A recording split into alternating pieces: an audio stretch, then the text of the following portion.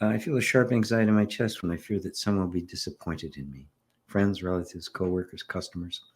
Of course, some people use this to control me. How do I stop? Um, well,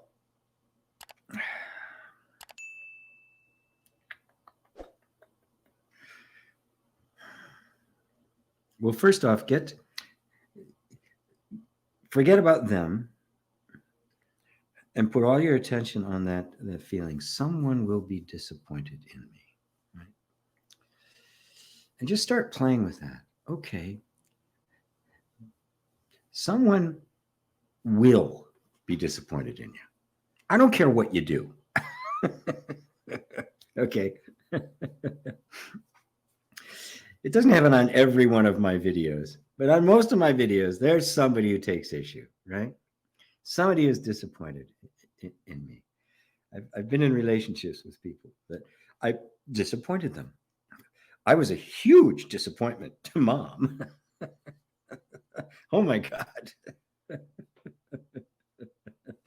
Rock and roll drummer. Oh my God. Oh my God.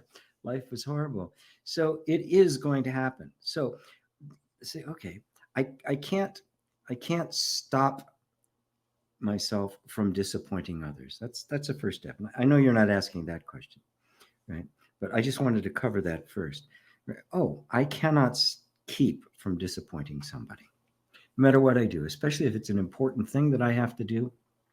Somebody's going to be disappointed. If I have to hire somebody in my business, right, or give somebody a promotion, somebody else is not going to get the job, and somebody else is not going to get that promotion. Maybe several people aren't going to get that promotion. Where did that feeling come from of the fear of disappointing someone? What is it that's going to happen when you disappoint someone? Now, if you dive into that fear, it'll take you right back to childhood where you disappointed your parents, right? Which you inevitably did. And because of that, you felt, to some degree, could have been extreme, could have been mild, you felt shamed, you felt guilty, you felt less than, you blamed yourself, right? You took it upon yourself that there was something wrong with you, and because of that, you needed to try to be on your best behavior, because in the child's nervous system, and not necessarily the child's mind, but the child's nervous system is, I must be able to do something in order to get from them what I need. Right? There's no concept of the or opening for the possibility that you're going to disappoint them anyway. It doesn't matter how hard you try, because it's not you. Right? And of course, the most difficult of all of that is when the disappointment comes from you simply being what you actually are, acting on your own true nature. Now, that's something you can't do anything about. And when that happens, and it's a disappointment to your parents, there's an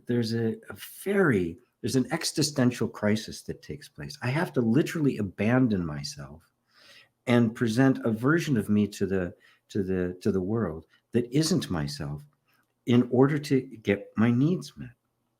Because once again, the defense, the drive to survive, is more important to the whole energy system than the need to be myself, the need to express myself. It dominates, because if I'm dead, I don't get to express myself. So you can see that, okay, it makes sense that it's got the upper hand, right? And so that gets triggered. But the problem is that you can't not be yourself, right? But we assume that there's got to be something I can do to not disappoint them. And the more nuts your parents are, the more abusive they are, the more unconscious they are, the more they're going to reject you, because it's a projection of them. Their rejection of you is them rejecting themselves, projected onto you, because they cannot accept you the way you are. They have to force you to be something else. And so the idea of disappointing somebody and the idea of fearing literally for your life become one. To disappoint is to potentially die, to be rejected, to be cast out, right? To be banished, right? To not survive. And deep down, that's what happens. Now, over time, the intensity that's felt as a child kind of dwindles away. The sense of the personal sense of the ego self gets more solidified. So this stuff is kept under wraps, and it can just appear as just kind of a mild thing of really avoiding things so I don't disappoint, avoiding decisions I need to make because I might disappoint someone, because you simply don't want to feel the depth of that pain anymore. Not consciously, but down here. Okay? And so that's where it is. So how do you stop it? Well, you can't just make it go away, right? You have to go turn around and go back the way you came. You have to go back down into that dark cave, that place where in you that still assumes disappointment equals death. Okay. And you go to that through the most loving and compassionate route. It simply starts with being present with the feeling of, my God, I'm really afraid of disappointing them. Let me feel into this. Let me just really be totally present with that. And there's various processes that I use, like EFT and inner reconciliation, to help with that, because most of us don't know how to do that. And because the suppression mechanism is so damn good that it's very sneaky the way it avoids us going in to do that. But if you turn towards yourself with the loving intent to love yourself as you are, to come in and be that loving presence for that child that it didn't get then, which is the thing it's been craving the entire time. If you become that loving presence, rather than saying, you got to get over this disappointment, right?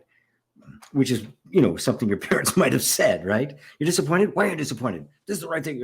And even being disappointed is, you're ashamed of being disappointed, right? You judge yourself and be ashamed of judging yourself. So it becomes this, okay, I feel this disappointment, this fear. All right, I'm really going to be present with it. I'm not even going to try to stop it, right? Because that's just trying to put another lid on it. I want to understand it. I want to reclaim and re-embrace that part of me that is just shivering in terror that they might do something wrong that would upset mom and dad. And that's really what it is, right? And you'll see it reflected in other places. It can come from past lives. You'll see it reflected in your relationships with others.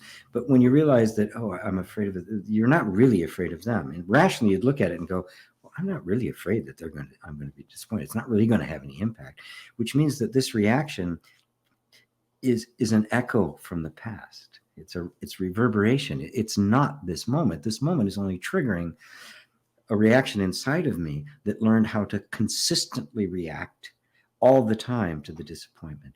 Let me get right to the heart of it. And that becomes the motivation, to get right to the heart of it. So you even drop the idea of how do I stop it? It's like, how do I understand this? How do I liberate within me whatever it is that feels afraid to disappoint someone? Really afraid. And can I liberate them? Can I liberate that energy from being in that position? And what happens to all that energy that's holding that line of defense? What happens when it doesn't have to do that anymore? What happens when that guard can go home and have a life? So yeah, I can't outline, just sitting here, the entire method. I've got program upon program and course upon course about how to do it.